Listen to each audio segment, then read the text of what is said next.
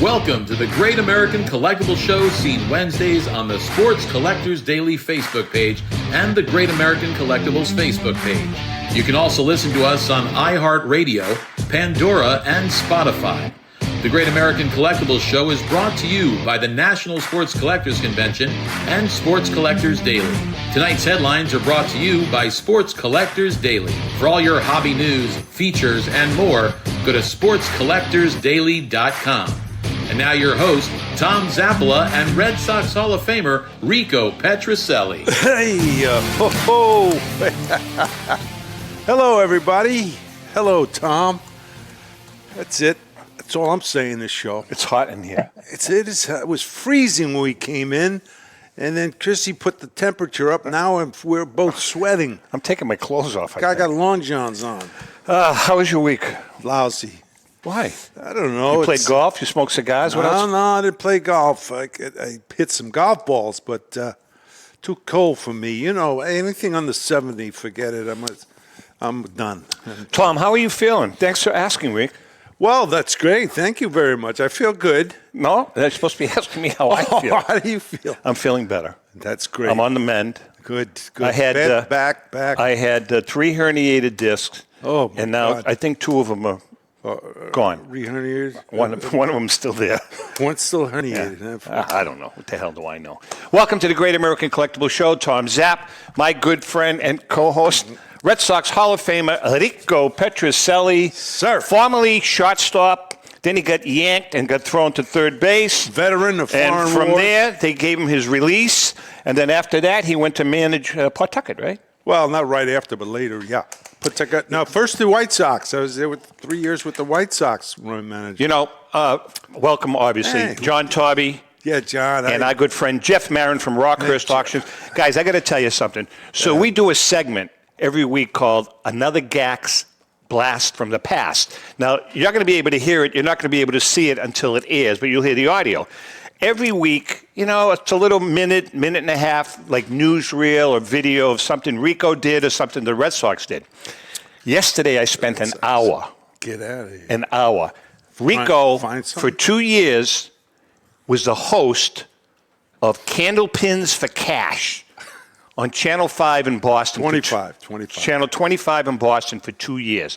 I went on YouTube. I Googled it. I could not find one film of you hosting that show. And that show was popular. Yeah, but with Bob Gamir, not with me. You took over after him. Yeah, but And why did you take over for him? Because he got arrested. They asked me. He got arrested. He went to Vegas. Oh, he did? Yeah. But that was very interesting. But, yeah, I mean, you know. There's not. I'm trying to find one. So if I don't anybody think out there, much, if anybody out there can find a film clip of Rico Petrocelli hosting Candlepins for Cash, I'm begging you to send me the link. I'm asking you to send, and we will feature it on a Gax Blast from the past. Why? I don't want it. I don't want you to do that. Absolutely. 25 grand, maybe. All right.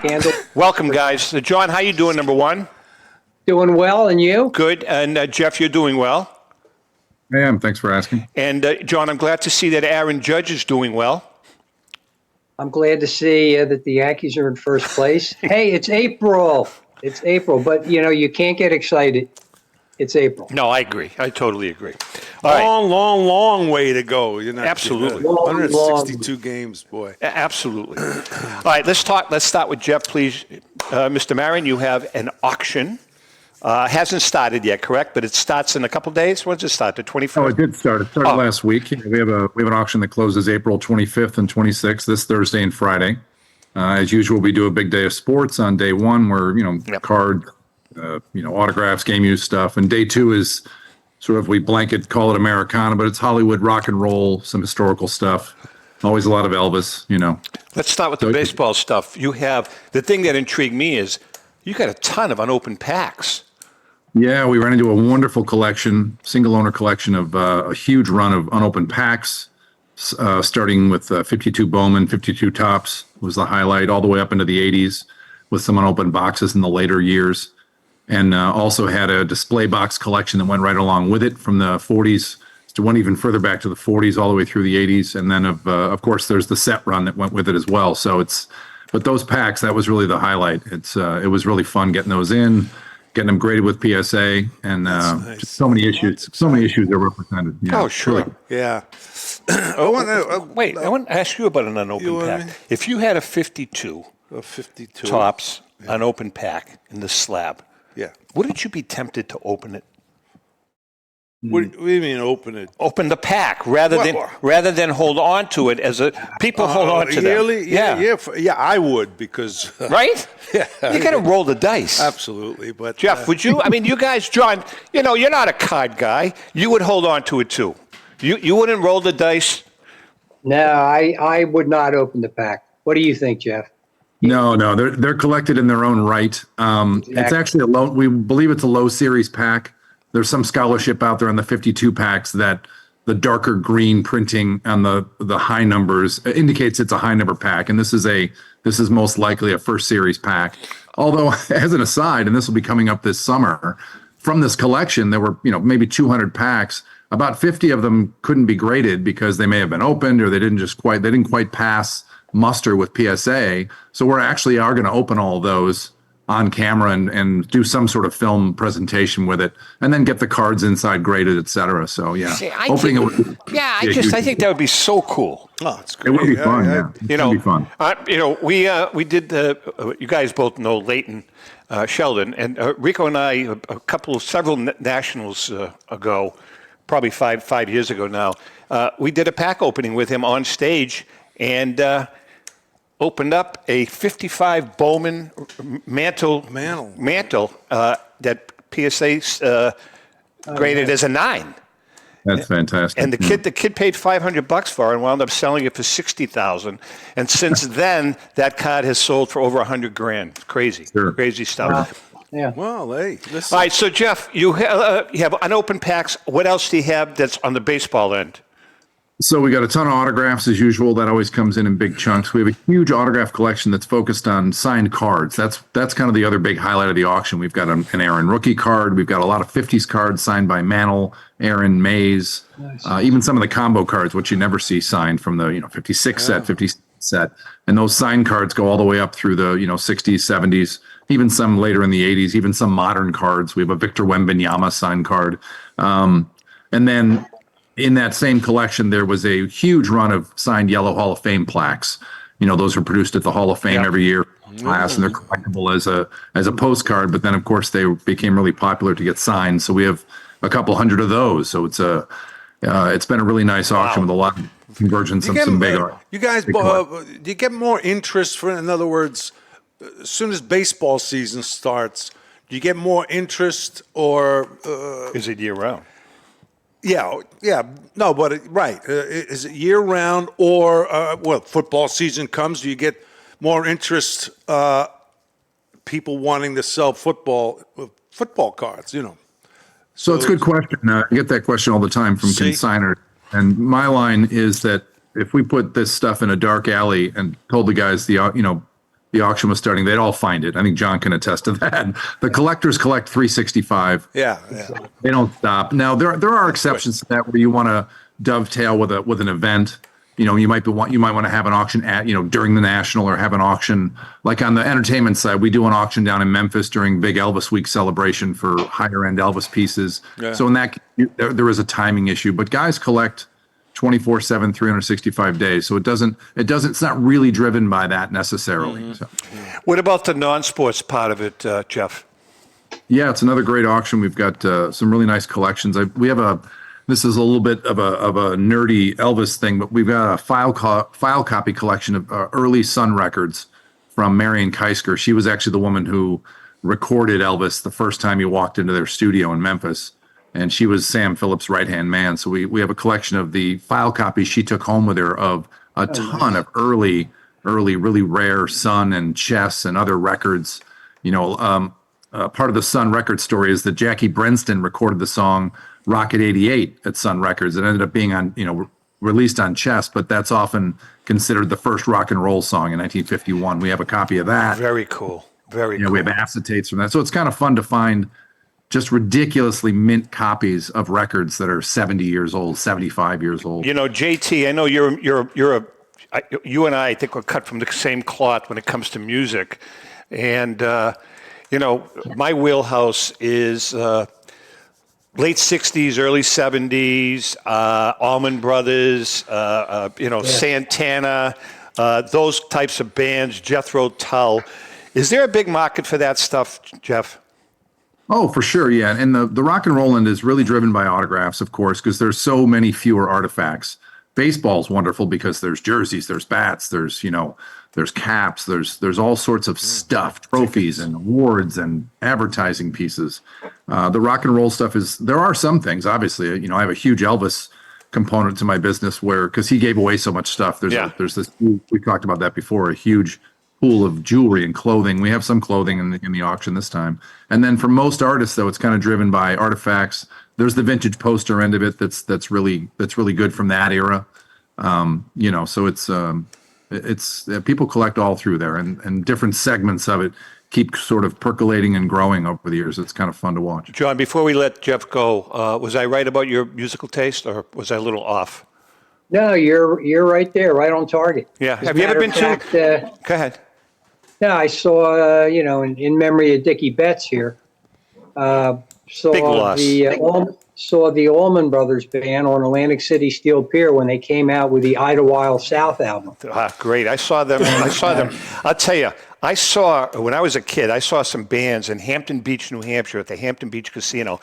In a period of 4 weeks, I saw Janis Joplin, the Rascals, Jethro Tull, all within a 4-week period. It was unbelievable. Jeff, your website address? It's rockhurstauctions.com. The auction ends this Thursday and Friday, and the bidding's going pretty strong. Go. All right, my friend. We'll talk to you. Hey, thanks for having me. Hey, we'll see you at the National. Absolutely. Take care. See you, Jeff. Jeff Marren. You know something? Your idea of music is Errol Vaughn. What else? Those guys are 90 years old. I mean, most of them passed away, aren't they? Yeah, they're all dead. I was just saying. Carlos Santana is still living. Who do you like, Beyonce? Who are you into? No. What are you into? I'm into a lot of other stuff. Give me an example. 70 bands. I like bands. Queen, Chicago. Well, those are bands that I'm talking great bands. about. You kidding? Right? I'm talking about those bands. Oh, yeah. Jethro Tull. What band is he in? John, would you help me here? I am begging you to help me here. Why we? Because he's a music freak. He's like me. He's a music freak. I know he is. Don't start me. My daughter's going to Berkeley. I know that. I remember you told me that. She's at Berkeley. Come on. She's at Berkeley, and she's rock and roll all the time. Does she sing? Is she vocal? She does background vocals. She plays electric bass. And can I tell you something? Great. I took lessons there, and piano and drums. For how long? About 5 minutes. No, I did. You know something? There is a big market for female bass players. Big market. Yes. What, in cards or? Seriously, with bands. Oh, yeah. Female yeah. bass players, man, yeah. they're starting to feature them. Absolutely. Good for her, John. I'm glad to hear that. I know we're talking a little music. John, one last music question. Have you ever been to Haight-Ashbury? No. Oh, you gotta go to Haight-Ashbury. I've been there spiritually. You have to get on up someday when you're in San Francisco. You got to walk down to Haight-Ashbury. It's eye-opening because the place has not changed except for the generations. It's like unbelievable. You'll walk down the street and you'll see a 70-year-old hippie and you'll see a 25-year-old hippie walking down the street together. Because a lot of the originals never left there. It's unbelievable. Sure. It really is. It's a good take. All right. I know I digress. Let's get to John Taube. John, I have a question for you. Rico and I were talking about it prior to the going on the air. Yeah. REA had an auction that incorporated a Ty Cobb bat and a Roger Bresnahan bat. And they said they were game used, and they only went for about $3,000 or $4,000 a piece. Can you explain exactly what type of bats those were? Because I know that you authenticated them. Yeah, these bats, we refer to them as an off-label, with the on-label bats from the era being, Louisville Sluggers. Yep. The Cobb and the Bresnahan, I believe they were Spalding bats. And what we do, we look at those models. They are identical to the bats that are featured in Spalding catalogs. Where Cobb, you'll find, well, during the 20s and during 1908 to 11, Cobb first signs an endorsement contract with Louisville in 1908. Okay, now the Spalding bats that were being used by the players, you, myself, Rico, at the time, we could buy these bats right from the catalog, and they were virtually identical to the player bats. So minus strong provenance, not, well, I got the bat from this guy or I got the bat from that guy. Yeah. But minus strong provenance, we grade these bats GU6 because in light of the fact that they're identical to the length, to the weight of the bats used by the players, you cannot fully discount the possibility it was game used, at the professional level. So there's no way, though, that you could really prove it then if you buy it. I mean, can you imagine buying a bat like that for $3,500 and find out that the guy really did use it, like Cobb or Bresnahan? But there's no way to find that out. Well, it's not really, unless you have a eureka moment and you're able to photo match a bat in the player's hands. Right. Yeah, or a family member. Yep.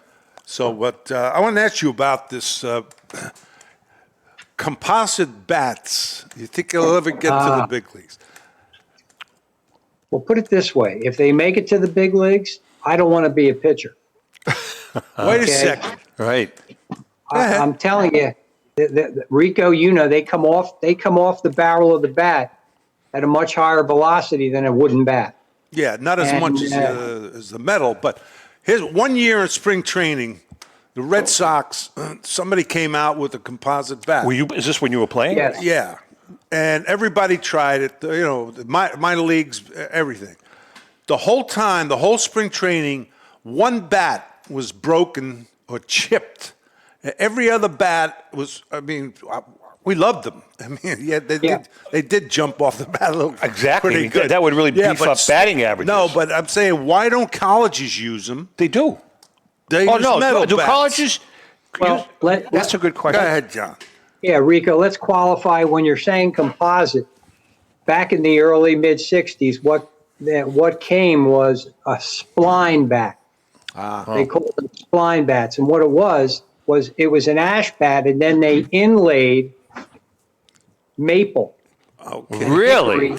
Into the ash, to harden the hitting surface. Yeah. So, and we've seen, within the hobby, you see, Mickey Mantle, you see Yogi Berra, you see other players, and on the barrel of the bat, rather than powerized, it'll say spline. No kidding. And those bats, and for some reason they didn't catch on. yeah. And then later on, And you said it had better velocity. Well, a little bit better, yeah. but really, maybe they were doing it because bats were. Although they wouldn't worry about the price, I wouldn't think. But we order dozen bats 4 or 5 times a year. John, are aluminum bats at the lower levels, Little League, Babe Ruth, are they becoming obsolete because of composite bats? well, I can't tell you exactly what they're using at those levels, but they're expensive. Yeah, and but they have them. $300-400 or more. Yeah, but Rico, if a kid is honestly, my grandson, 9 years old, he's a big kid. Yeah. He bought his composite bat. Right. Yeah. Now, he's going to take it 4 years into Little League. Well, I'm not saying that they don't crack. No. Yeah. But I mean, still, Are they safer? Is a composite bat safer than an aluminum bat? I'd say so. Well, when you say safer, you mean coming off the bat. Yeah, coming off the bat with the velocity. Being able to use it without cracking. Correct. And the velocity coming off the bat. I would say they're pretty close. When you get to aluminum and a composite bat, it's going to be close. And I don't know. I was talking to some guys who were playing at a fairly high level in college. Yeah. In college, they're still using these composite bats and these aluminum bats. There's nothing where I hate the sound. That's because economically they. Oh, absolutely. The No, colleges, it's all economics, Yeah, sure. It's all economics. But I'm telling you, you get a line drive up the middle and Take your head duck. off. You They better didn't. duck. John, they didn't have the composite bats that. We didn't have our names on the bat, so I don't know if there's any bats that have names That are on them. endorsed by major league players. No, but just put the name on there, and they're used. Would they be worth anything if there's any around? Well, we find that without the player name, there is a discount in the marketplace to the bat itself. Oh, okay. Okay. Yep. Collectors like to, when it's up on the wall, they like to look at it and they like to see a player name on it. Yeah, no, definitely. All right, we're going to take a quick break. John Taube is in the house for the rest of the show. Very excited about it. We're going to get into some really good bat stuff because he's the Batman. He right? is, boy. But we're going to come Love back, bats. and when we come back, we're coming back with another Gax blast from the What they do past. now. Hang in there. We'll be right back. Since 1996, Brian Drent and the staff at Denver's Mile High Card Company have led the charge in the collectibles hobby. Mile High is a full-service dealer specializing in buying and selling cards and offers a competitive consignment program for all collectors. Whether it be their computerized want list service, appraisals, or auction services, Mile High has it all. If you've been searching for a company with a selection of high-grade vintage 1888 to 1970 baseball cards and memorabilia that shares your passion, aim high, mile high. Go to milehighcardco.com or call 303-840-2784 for more information. With record-breaking sales from everything from the white border T206 Honus Wagner for $3.12 million to some great items that support the Jackie Robinson Foundation, Golden Auctions has set the highest standards for the finest in sports cards, autographs, and game-used memorabilia. We're always accepting consignments of high-end premium sports treasures or entire collections. Please register for our next auction and bid now at goldenauctions.com. That's golden with an I. We at Golden Auctions are committed to providing unsurpassed customer service for the discriminating collector. That's exactly why we're the leader in the industry. Visit goldenauctions.com or call 856-767-8550. Remember, Golden Auctions. We don't just break records, we shatter them. This is Brian Drent, president of Mile High Card Company. Is your sports card and memorabilia collection properly insured? For easily replaced personal property, homeowners insurance is all most people need. But for prized possessions that you may have spent a lifetime collecting, it doesn't go nearly far enough. Collectables Insurance Services has been insuring for over 50 years. They offer a full range of protection and a $0 deductible at an affordable rate with no appraisals required. I know because they insure my collection. If you have a minute, go to collectinsure.com and learn more about insuring your personal card or memorabilia collection. Are you a collector looking for that rare trading card or autographed ball or photo? If so, then PB Collectibles in Newport is the place for you. PB Collectibles has graded cards, raw cards, complete sets, and wax boxes of the stars of the future, today, and from the past. We also offer a large selection of both vintage and modern cards. So whether you're looking to add to your collection or sell it, visit us at PB Collectibles, 269 Spring Street in Newport, located across from St. Mary's Church. We are your neighborhood card shop and much more. Hi, this is Dan from Memory Lane Auctions, here to remind you that the renowned Memory Lane Collectibles Company has served as a beacon of light to the collecting community for the past several decades. Indeed, folks, it has been our utmost privilege and pleasure to provide the most enthusiastic collectors with an abundance of the finest sports cards and memorabilia for America's most coveted sports personalities via our world-class auctions. Whether you choose either a private sale transaction or the auction route, Memory Lane cordially invites you to reach out to us to maximize the value of your prized possessions. Also, it is not just sales that we pride ourselves on being the best of the rest, because if you are seeking a particular keepsake for your esteemed gathering, we will be relentless in our quest to find that special piece to fulfill your collecting dreams. So no time to wait. Reach out to us today for the purposes of capitalizing on our unparalleled marketing capabilities. Simply pick up the phone and dial 877-660-6800 877-606-5263. That's 877-606-LANE, or find us on the World Wide Web at www.memorylaneinc.com. Now is the time for your valued consignment to ultimately become another one of Memory Lane's record-setting prices.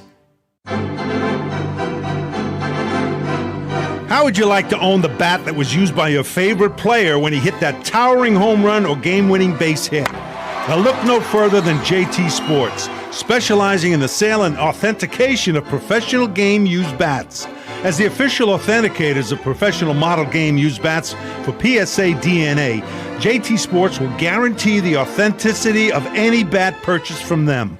JT Sports also buys and sells game-worn uniforms, gloves, and baseball equipment. The unique quality of the collectible is what JT Sports is all about. Give them a call at 609-487-8003 or check them out at GameUseBats.com. Okay, we are back. And John Tarby from JT, what are you doing? I'm doodling while you're talking. What is that, though? Hey, look at this. What is that supposed to be? That's like the vampire. What is that supposed to be? Count Dracula. Give him the horns. We got the Yankee hat See it on. clearly? No, we love the Yankees. No, we love the Yankees, John. All right, it's time for another Gax Blast from the Past. Oh, really? This week, this is probably a little film clip that everybody has seen, but it brings back good memories to Mr. Petrocelli, I'm sure. And we're going to... I have no memory left. Actually, you're in this, by the way. Really? Yeah. We're going to go back to 1975, John. And Bernie Cabo has tied the game against Game 6 against the... was it 5 or 6? 6. Game 6 against the St. Louis Cardinals. Bernie Cabo has tied it up. And now it goes into extra innings. And one, Carlton Fisk is up at bat. The Fisk shot.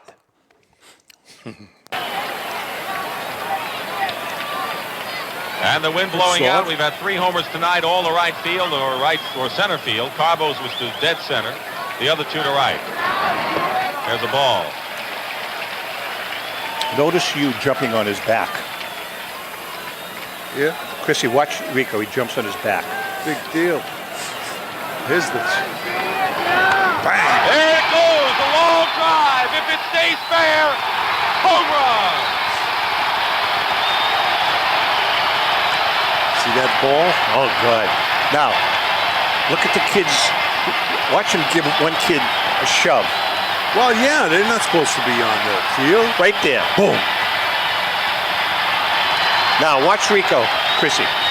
When they're running off, Rico's on his back. It fell down. There you are. Yeah, I see it. Watch. They couldn't get the fish. Watch. Now you're looking for your hat. We will have a 7th game in this 1975 World Series. Yeah, I was in the Carlton dugout. Fisk becomes the first player in the series to hit one over the wall into the net. Red Sox win it 7-6 in 12 innings. And Carlton Fisk had a lot of little boy in him right there, Joe. He took one step, knew it was going to be close, he knew it was gone, and it was dancing in the streets all the way around. Johnny Pesky greets him at first base, and he is dancing. A lot of body English for Carlton Fisk. Watch him. How many steps does he take? One. He waits to see it. That was amazing. That really was. He knew it. There it is. That is That is such an iconic piece of film.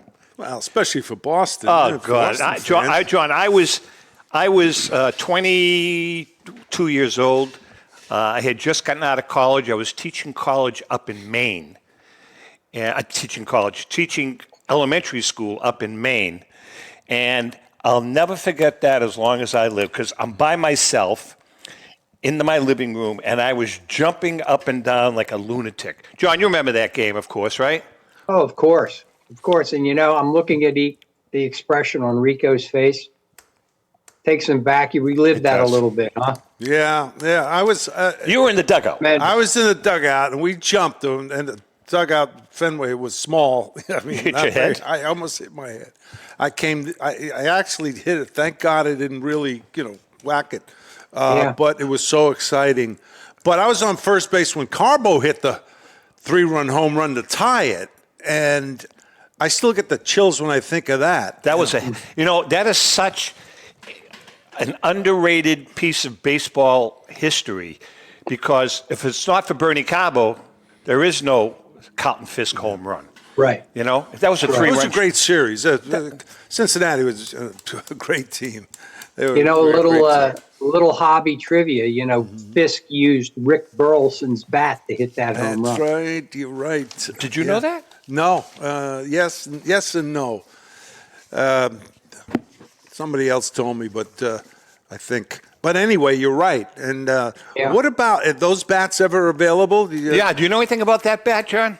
No, I don't know where the Burleson bat is. Yeah. But that was the I don't want to call it an urban legend. That's the story behind that. I wonder about the ball. Did anybody? Yeah, What happened? what's his Did name? Fisk get the ball? No. What's the left fielder? George Foster? Foster got it. He Foster kept it? Kept it, and they finally sold it. Didn't he sell it to Martin Sheen, for like $93,000? I think so. And then it's actually worth more. I wish I would have got it. So, John, let's hypothetically. Sure. What would that bat be in value? That's first of all, it belongs in an auction. And I would say, when you get into the Boston area and Boston fans, it's got to be six figures. I mean, Really? Yeah. because of the moment. The moment is, I'm surprised that you're saying it. When you referred to the Carbo home run being very underrated. Yeah. Oh, yeah. Yeah. Not Fisk. I'm talking about the Cabo home run. Yeah, Cabo because home run never got the. I still don't think it's ever got its just due. But if it wasn't for the Cabo home run, there would be no Fisk home run. Right. Well, Fisk wins the game, but Cabo, walk off. Cabo, No, of course, I it was a agree. three-run shot. It was By the way, great. how did you get on base? Did you hit a I single? walked. You walked. I walked. Yeah, it was had a good eye. He walked. But what a great World Series. It really was. And the only thing about that World Series was the Big Red Machine. They were awesome. They were a great but team. their pitching staff was very suspect. Yeah, they were very hittable. Who was that big guy? He just died. The lefty. What was his name? Don Gullett. Gullett, yeah. Yeah. All that equipment from all that series, with Cincinnati, of course, they had some great players. A guy should be in the Hall of Fame. Dwight Evans? No, well, yeah, but Mr. Rose. Oh, I agree. They had just a great offensive team. It was a team And of all-stars. and defense. Pretty much a team of all-stars. Their stuff. Do you hear of anything about bats? Yeah, that's a good question. That are around. There Probably are a some. few. Yeah, there are a few bats that are documented to the '75 World Series. Yeah. And cherished. These bats. Also, they had a very large. They had a different logo. Whoops. Yeah. They had a different logo? There was a larger logo on the World Series bats. Same center brand, but a bit larger. Interesting. I got. But just and again, when you get into the bats of the key players, very, very desirable, no question. John, what about movie bats? Like, for instance, the bat that was used in the Natural, Wonder Boy.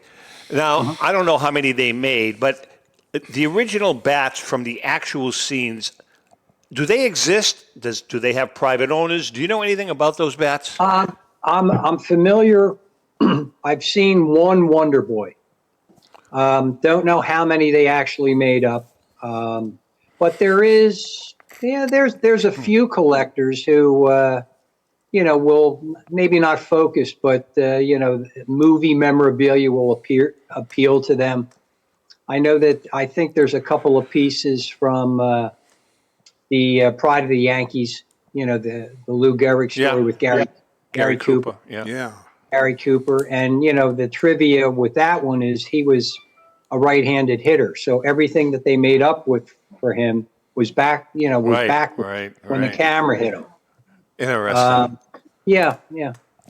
Where do you come across the bat? Where do people mostly get the bats? I mean, they hold on to them for years, let's say, or do you find people, coming up with bats at crazy places? Because I was wondering, some of these older bats, I don't mean even Ruth and Gehrig and them, guys like Aaron and, Ted Williams and Musial and all those people.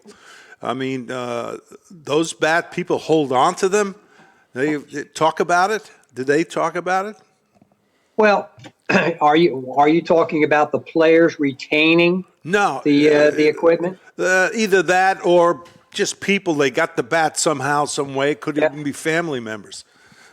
Well, back then, first of all, there's no value. Remember that back when we're talking about even in the 70s. Yeah. When you get into that 75 periods, the 60s, the 50s. Back then, a lot of these bats, Hank Aaron would crack a bat. They'd put it in the end of the dugout, when, down in, maybe the Red Sox had one of these, Rico, where the cracked bats went, and then at the end of the game, the bat boys could take them or they threw them away, Yeah. But what happens, a lot when the fans got them, a lot of these bats, especially, when it's a bigger player, they stayed within the family for years and years, and they were they were keepsakes. Yeah. Great pieces. And we still have families coming in, bringing in material for authentication, and That's very cool. Rico, there's still fines. Did your bat boys, would that happen with like broken bats be given? They would take them, or guys like clubhouse guys would take them as souvenirs. Maybe. I think a lot of it was thrown away. Really? Early in my career in the 60s, no one thought about, the industry growing and all that. Bats would be worth that much. So a couple of kids might have taken them, bat boys, just to have them, or was thrown out or burned. Yeah. But over the years, we've had a few bats come in the door with history from the family, and their family member worked at the stadium and he got it out of the trash can. Yeah. Wow. When you hear stories like that, it's Billy Canigliaro, he went to Oakland, and he said, in order to get a new bat, you get a cracked bat. You have to give that bat turn it into a person, and they'll give you another bat. That was because Charlie was cheap. Charlie, yeah, I guess so. But I could just see that. Oh, broken bat. Okay, there it is. Yeah, thank you very much. Broken it again. Hey, whoop. I'm sorry.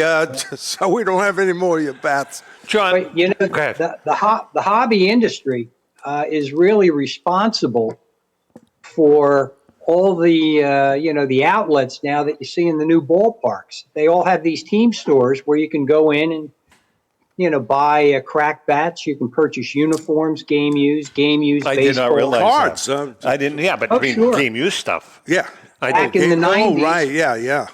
Early 90s, mid 90s, late 90s, as the hobby grew and the prices on these bats became appreciable.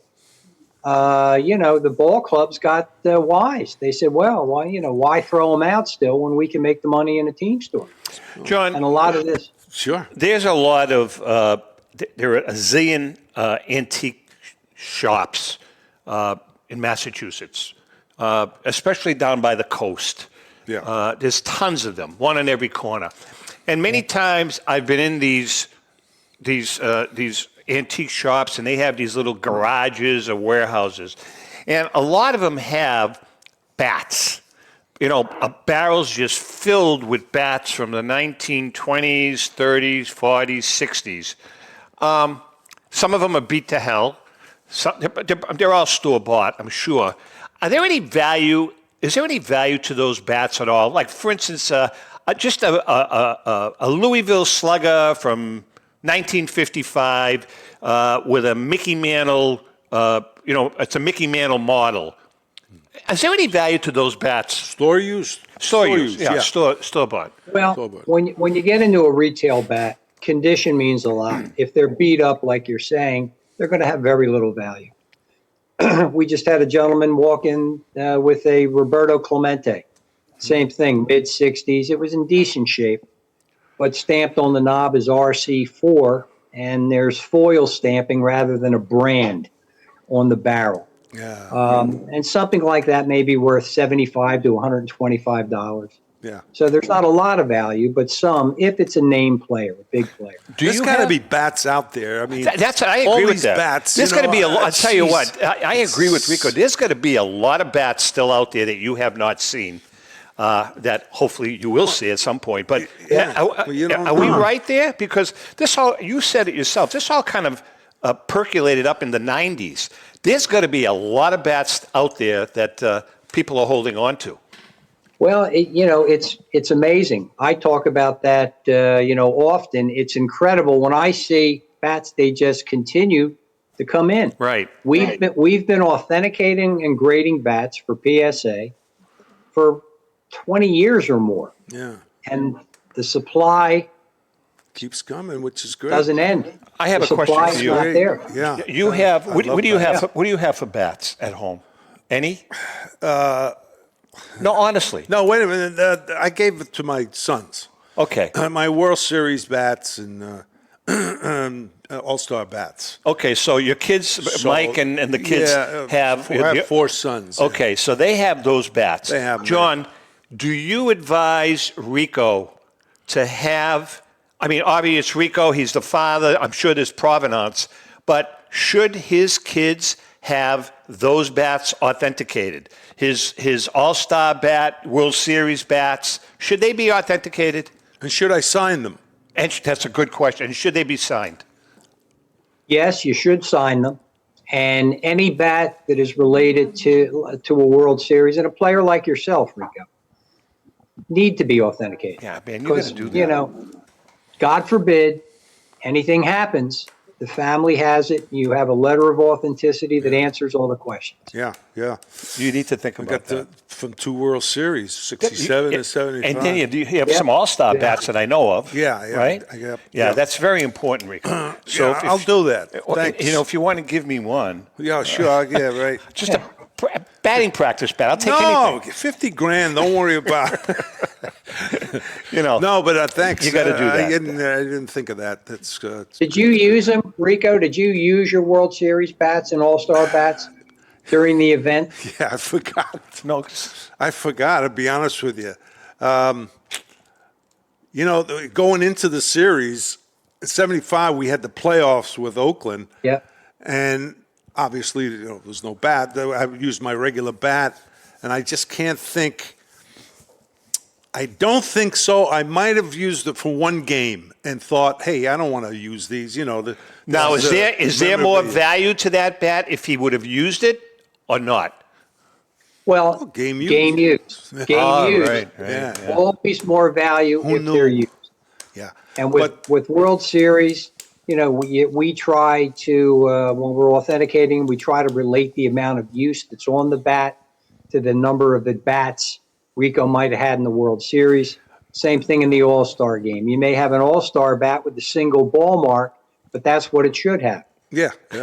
Before we take a break, one last question for you. Your 40th home run bat is at the Hall of Fame. Yeah. Do you own that bat? No. Would you give it to them? Yeah, of course. Or did you loan it to them? I gave it to them, I guess, and I don't feel bad about it because it's an honor to have something in the Hall of Fame. I agree. I mean, I got the ball, the 40th home run. Before we take a break, John, I'm going to ask you one question. So if Rico would have kept the bat and it was authenticated, what would that bat be worth? His 40th home run bat? For a Boston guy, Boston. The 40th, you put me on the spot here. Yeah, it's Boston Red. Yeah, but hold on. It's the bat. It's 40 home runs. First bat shortstop. Bat that broke the record for shortstops at that time. Right?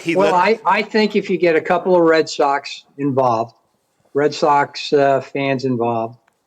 I think the bat probably, I'll use an appropriate number, 40,000 plus.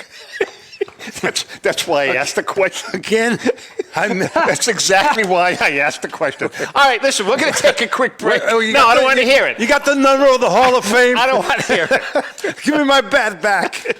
All right, listen, we're going to take a quick break. We come back. It's going to be On Deck with Rico, and John's going to be with us till the very end. I told you you should have held on to it. We'll be right back. Pristine Auction is a family-owned and operated online auction specializing in autographed memorabilia, sports cards, coins, art, and collectibles. Since their founding in 2010, they've grown to 2 facilities in Phoenix, Arizona, totaling over 60,000 square feet. Jared Cavalier and an incredible staff of over 150 team members serve a very large customer base and enjoy every minute of it. By working with leading authentication companies, Pristine ensures all items are 100% authentic. In addition, third-party authenticators regularly travel to Pristine Auction to provide authentication services on site. Pristine Auction strives to operate its business in a way that's honoring to God, their families, and their customers. With a strong focus on speed, quality, and premier customer service, their mission is to be the leading online auction for every level of collector and fan. Pristine also works for Hope Sports and Identity Hoops International, traveling to Mexico to build houses for the less fortunate. Pristine Auction offers several online auction formats with thousands of auctions ending each day. For more information, go to pristineauction.com. That's Pristine Auction, the best in the business. If you're a discerning collector interested in owning the most important pieces in the hobby, look no further than Leland's Auctions. The original sports auction and appraisal house, Leland's was established in 1985 by legendary Pioneer founder Joshua Leland Evans. And today, President Mike Hefner carries on the tradition. From the Tom Brady card and memorabilia collection to the famed Boston Garden Auction to high-end card auctions from every major sport, Leland's has always maintained the highest standards. Go to Lelands.com and get your bid in. That's Leland's, the hobby's leading sports auction house for 4 decades. It's often been said that championships are won on the practice field, and world records come only to those willing to work harder than everybody else. Heritage Auctions is the world's largest collectibles auctioneer because we believe that becoming the best is only an invitation to the challenge of remaining the best. This requires the skills of the hobby's top experts, capable of identifying and maximizing value for our consigners. It requires the most visited website in the industry, courting a global audience of collectors over 1.5 million strong. It requires a dedicated press department that expands our global reach far beyond the entrenched hobby marketplace. It's hard work, but a simple premise. Present the finest collectibles to the largest population of potential buyers, and world records will come. We invite all listeners to put the unmatched power of Heritage Auctions to work for you. Auction evaluations are always free, and our commission-based fee structure ensures that our interests are always aligned. The highest possible price for your collectibles. There will always be new world records to chase, so let's chase them together. Visit our website at ha.com and request your no-obligation review today. Hi, this is Dan from Memory Lane Auctions, here to remind you that the renowned Memory Lane Collectibles Company has served as a beacon of light to the collecting community for the past several decades. Indeed, folks, it has been our utmost privilege and pleasure to provide the most enthusiastic collectors with an abundance of the finest sports cards and memorabilia for America's most coveted sports personalities via our world-class auctions. Whether you choose either a private sale transaction or the auction route, Memory Lane cordially invites you to reach out to us to maximize the value of your prized possessions.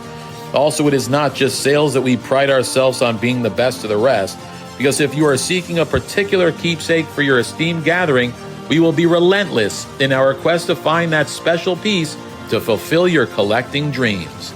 So no time to wait. Reach out to us today for the purposes of capitalizing on our unparalleled marketing capabilities.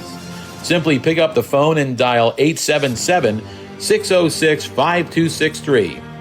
That's 877-606-LANE, or find us on the World Wide Web at www.memorylaneinc.com. Now is the time for your valued consignment to ultimately become another one of Memory Lane's record-setting prices. Hey, I'm Mike Petroselli. If your company is looking for the best in marketing and promotional items, you'll hit a home run with Petroselli Marketing.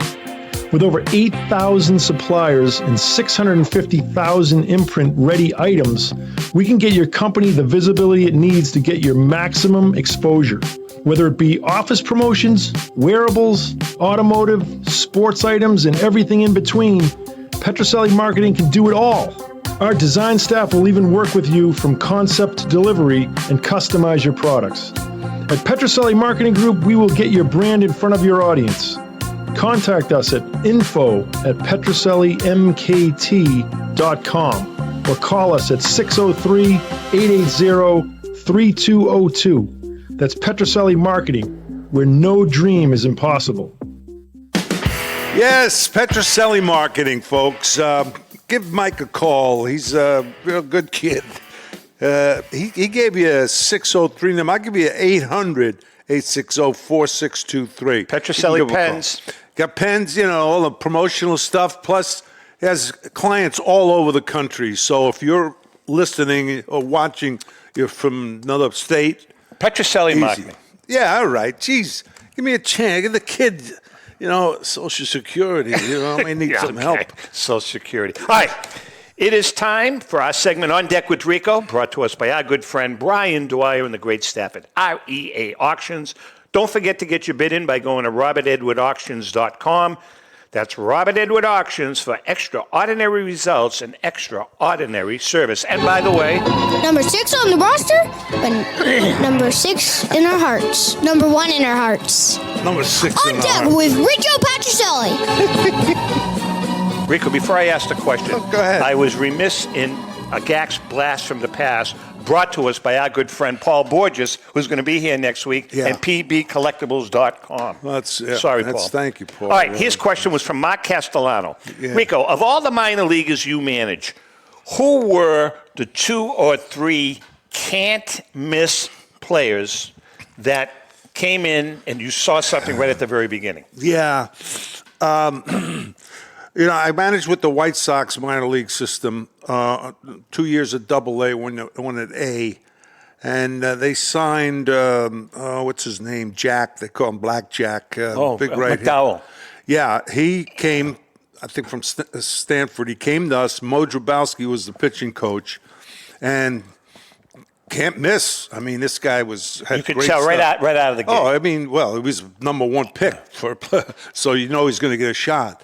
First game, he got lit up. I want to tell you, Paul, really. Oh, geez, we looked at each other. Who the hell signed this kid?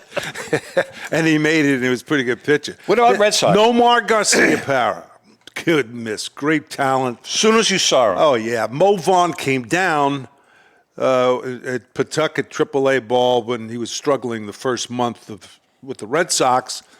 Can't miss. I mean, he was just incredible. And then there's Veritek and Lowe.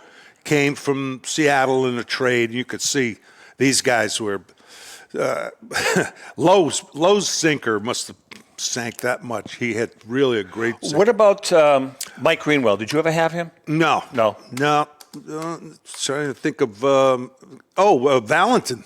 John Valentin. Sorry. John Valentin, 6. I told you the story about we had 6 doubleheaders to make up the last because we were fighting for the playoff spot. He after the 4 of them or two doubleheaders, he came to me and said, "Skipper, they call you Skipper. You think I can have a day off?" You said no. I said, "How old are you, John?" 21. I says, "No, you don't need a day off." And he was a hell of a player. He was a good ball player. Yeah, he was. He was cut short a little. He had some injuries. But he was a good ball player. He moved over to third. And all right. Anyway, that's that. Let's move on. We're talking to John Toggy from JT Sports. And by the way, John was nice enough to help us with this book, Legendary Lumber. John and Vince. Ellen and I wrote this with Joe Orlando. And this book, by the way, sold out we're very pleased that it's sold out. They are having another printing, and that's a great book. Yeah, it was actually this book won. Bats. This book won the Ben Franklin gold medal very nice. and the Independent Publishers silver medal. Yeah, that was a great book, John. And thank you, John. You did an unbelievable job with that book. Did you have? Wait, let him answer. Oh, I'm sorry. Let's repeat that, John. You did a great job with that book. Thank you for letting me be involved. Oh, no, you and Vince, are you kidding? But And by the way, so if you ever want a copy, you can go to tomzapplermedia.com.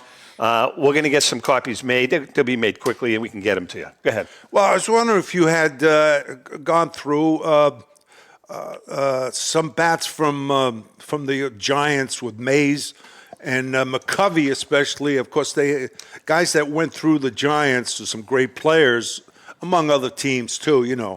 But did you see those bats? You see some of them with the pine tar on it and all that? Oh, believe it or not, you're talking about two great players, but their bats are, I don't want to use the word common, but we do see them. We do see them often. Wow. Especially Willie Mays. As Willie Mays comes into the 60s up until the time he retires. I mean, he played a lot of years. Oh, yeah. Arguably, he's the greatest player in the game during that time span. And yeah, it was great. Boom. I mean, he gave away a lot of bats. We see a lot of signed bats, and Willie McCovey, too.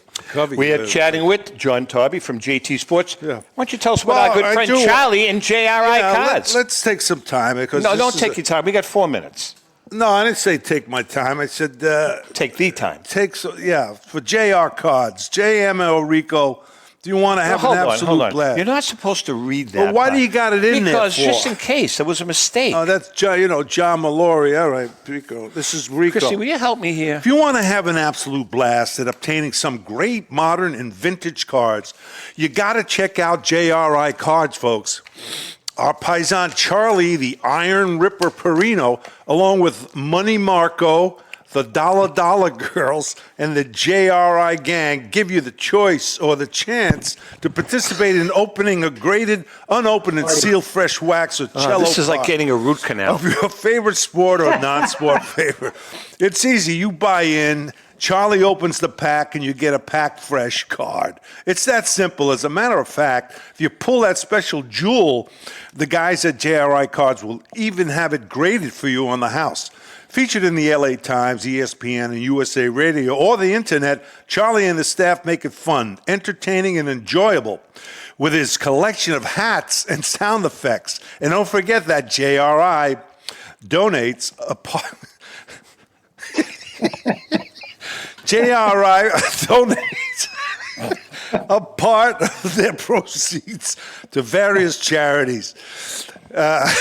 What's that one, too? The Just go. When you read... Zeppelin charity.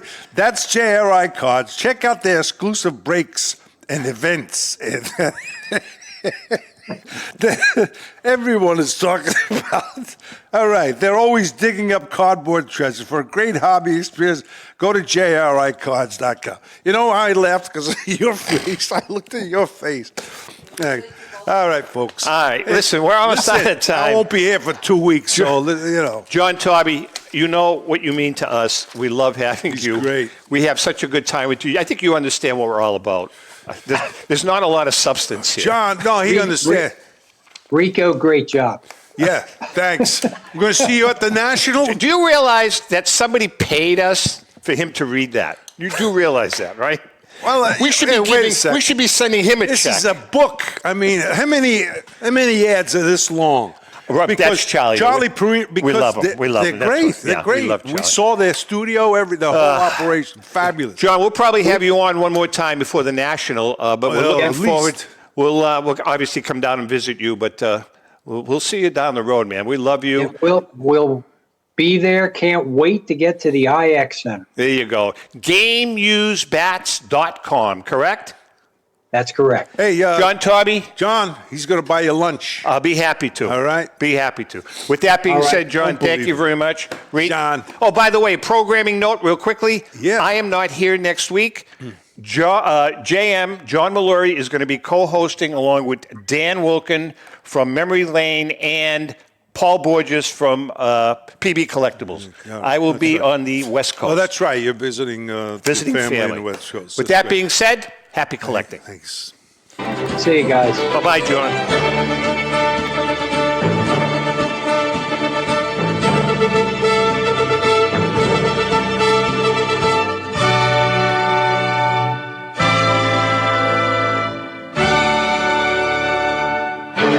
The views and opinions expressed by the hosts, guests, or callers of this program do not necessarily reflect the opinions of the Studio 21 Podcast Cafe, the United Podcast Network, its partners, or affiliates.